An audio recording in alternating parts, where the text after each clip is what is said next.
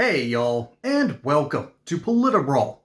My name is Brian, and Greg Gutfeld has an ultimate mic drop moment when he torches Jessica Tarlov for saying something incredibly dumb about the rise of left-wing violence.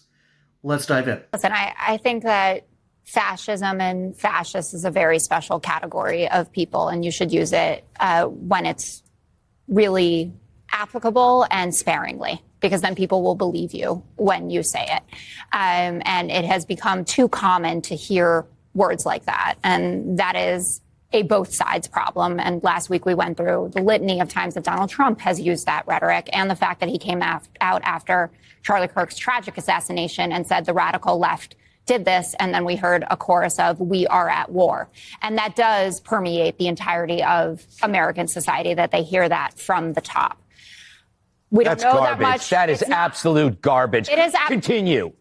When something terrible happens Greg, to when somebody gets murdered, you are saying, "How dare you be enraged by it?" Continue. No. What I say is, how dare there is no. I'll give you the both. No, Jessica, I'll give you the both sides. Greg, I agree with you. There is both sides. On one hand, you have the hard left, and on the other hand, you have the left. Why are you? They're the both sides of the same coin, because you walk into this room and you're not reading it. There is no both sides. You don't have the evidence for that. That's not true. You can't say that Donald Trump says this. You guys act on it. You guys act on it. We don't. What do you want? What do I want?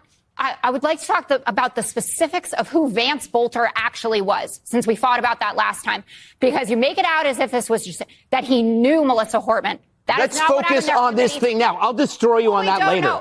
But focus on this now. Fine, you want to go back? Focus on this now. This looks like a kid that was inflamed either by the leftist cabal, or maybe he used his own eyes. And maybe he saw what's going on. Maybe there are people in his community who are being picked up by people from ICE. Maybe he saw raids at Home Depot. Or maybe he did hear J.B. Pritzker. He seems like a Morning Joe viewer to me, right? Someone who had tuned in, saw Hillary Clinton, and then went out and grabbed his gun. The common denominator in all of this is that we have young men, usually young white men, who have access to these guns and are carrying out these tragedies. They are nihilists. They live online. And again, do you think it's normal that people are writing on casings anti-ICE? They think that it's a joke. You look at Tyler Robinson's text messages with his roommate and partner, it reads like a joke. They just wanted us on Fox News to have to be able to read that stuff out loud. He even said it in the messages. So I get it. You're amped up. I don't think that I said anything worthy of that level of explosion. Your rationalization of both sides is, you have to understand, since Kurt's death, there is no both sides anymore, Jessica. Why did the DOJ take down the study that showed how much right-wing extremism? What study was that? Which one? The one in The Economist that was sponsored by a group run by a guy in Antifa? That study that has been discredited by the Federalist? You're walking down a really bad alley right now. Federalist? Yes. Okay. I actually did see, Jessica, I did the deep dive on that study. That study was authored by a project that was run by a guy who says he was an Antifa. That is why that whole thing has been scrubbed, okay? It's real simple. You label someone a fascist or a racist or a Nazi, it makes you free to attack them, and that has been the ideology from the start. It's weird. So why? No. Let me talk. Trump does it. What? Just tell me why it's okay. I'm getting there. I'm getting there. Great. I'm enjoying this. Okay. You won't be for long. The left calls Trump a hate monger. They have called me a hate monger because I ridicule the left.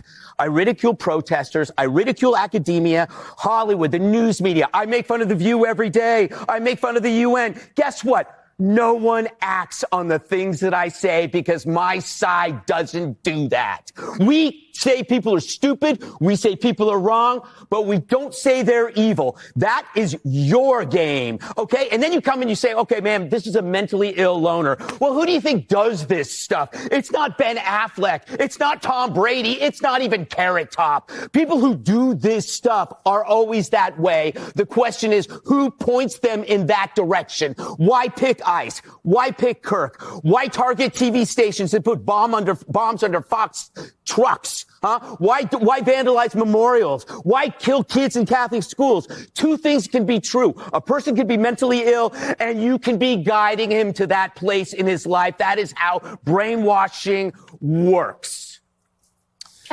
There is a litany of examples that you will not have them. If I gave you 2 months to look for them, you couldn't find them because they've been debunked. Really? You have one thing. The If guy you want to who talk came about, and killed if you want to talk a Esther minute. Salas's son has been debunked. Dylan Roof has been debunked. Vance Bolter and his list Vance of Bolter, dozens we can talk of about Democrats. that, but sure, go ahead and talk about it. Okay, you want to talk about it? I do. Okay, there was not a relentless drumbeat for 10 years about his victim like there was here. There was an intent and a motive for her killing by her killer alone. It wasn't Five. It wasn't National Review. It wasn't any show going like, you know what? We need to go after this fascist. Hopefully someone will take her out. That never happened. Guys, that is why your analogy is so pointless. And desperate. Pipe bombs being sent to Democrats' houses. People saying in court, I was inspired by Donald Trump. If you want to do this math, you're going to be embarrassed. Brown people. According to you, I'm embarrassed every day. So frankly, I'm just feeling normal. Thank you. I can't believe this happened again. This happened last week when Greg Gutfeld, or at least earlier this week, when Greg Gutfeld just got inside Jessica Tarlov's head and basically reminded her that no, your side's rhetoric is nuts. You have mainstream Democrats in the Senate, in the governorships, saying awful things about conservatives, trying to play a both sides sort of thing. And then earlier this morning, or yesterday morning, can't remember which it was now because it's been such a blur, but Hillary Clinton essentially said something along the lines of, yeah, these people are terrible. We might be at war. That sort of rhetoric doesn't happen from right-wing commentators. Do you know where that rhetoric actually occurs, Jessica? It actually occurs between other folks on the right that don't have positions of power. Because Republicans actually understand how to use their rhetoric properly in order to maintain some sort of, in order to maintain things in the status quo as is. Democrats, on the other hand, recognize that their rhetoric is to be used to push the narratives, not keep everything the same. One side will quite literally have a call to action. The other side has a call for, well, keeping things as conservative as possible. So you can guess which side is going to have crazier rhetoric, and the more crazy you get, the exponentially worse things become. Historically, there has not been much of an actual left here in the United States. I know that sounds weird, but if you actually study the political quadrant, when you have the authoritarian left, authoritarian right, libertarian left, you'll find out that not too much is actually really in the realm of the left, or at least it didn't used to be there. It is now. I have a theory that I call the Great Chasm, where originally the two parties were fairly similar, almost in parallel lines on this political chart. However, this would be the Democrat side, this would be the Republican side. What has happened? There's been a huge shift to the left, creating a much larger chasm where people who used to vote Democrats are now kind of scratching their chins and going, I don't like this. And that's why the MAGA movement has incorporated the Maha movement. And you don't see that sort of rhetoric coming from the right that is getting these people to have these violent tendencies, like Tommy Robinson. I've gone off ad nauseum on part of the problem being that, yes, there are these massive echo chambers on the left that create these problems. And the right has this problem too. If Jessica Tarlov was talking about that as of both sides, I could agree. But no, she is not realizing that her own side's basic rhetoric is a giant call to action. You know, Henry II, one of the most consequential kings in England's history, appointed his best friend to be the Archbishop of Canterbury. Well, his best friend turned out, oh, wait, if I'm going to be the Archbishop of Canterbury, I've got to take up the religious rules. And, buddy Henry, you've broken like 16 of them. Fix it. And Henry gets mad, and eventually he has too much to drink one night, and he's with his other buddies and said, won't someone rid me of this meddlesome priest? And those knights said, "We'll do it for you, sir." And they chopped his head off, brought it before Henry II, and Henry had to pay a price for that. There is a price for bad rhetoric every single time, and unfortunately we're starting to pay it in blood. And Tarlov is trying to just go, no, these are clearly crazy people. All right, these aren't actually leftists. We don't really do this. No, ma'am. The rhetoric of the left works in terms of scale. All right, it's like an earthquake scale.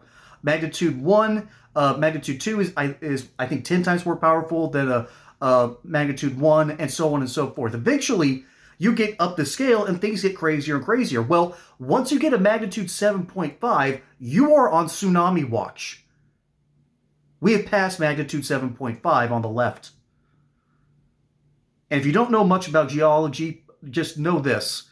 When you are on a very dangerous fault line, like the San Andreas Fault, you have the potential to produce an 8.0 earthquake. And when you're that close to the ocean, you are going to cause a tsunami. And those are always paid in a ton of lives.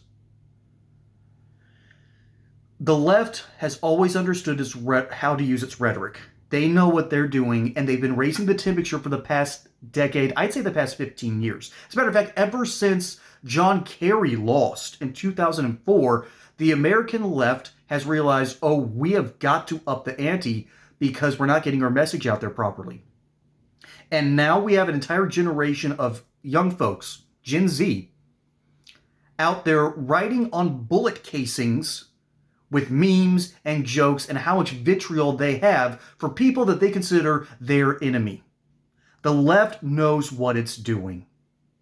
Democrats know what they're doing. They know that they can get away with it too because they can quickly just step back and say, hey, I did not mean it like this, guys. Come on. Wink. And the right is starting to realize that, oh, we can use this rhetoric too. And we can use our rhetoric to call out the insanity on the left. That's what we're doing here on PolitiBrawl. We're calling out the leftist nonsense. But at a certain point, it's no longer nonsense and it becomes accepted truth. The amount of times that I have gotten into these arguments with people that do not want to accept the truth, don't want to accept the responsibility, do not want to accept the fact that, yes, your rhetoric has bad consequences, and you're often believing in nonsense in order to assuage your own egos. It is absolute clown world out there, particularly on the American left, and Tarlov has no ability to actually take accountability for these problems, because she doesn't do this personally. She's a workable human being that doesn't say that nonsense, but she can't properly defend it because she is out here saying it's both sides.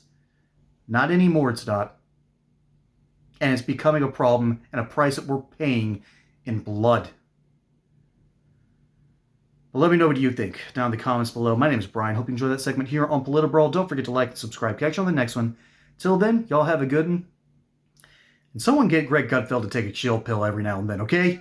It's starting to worry me.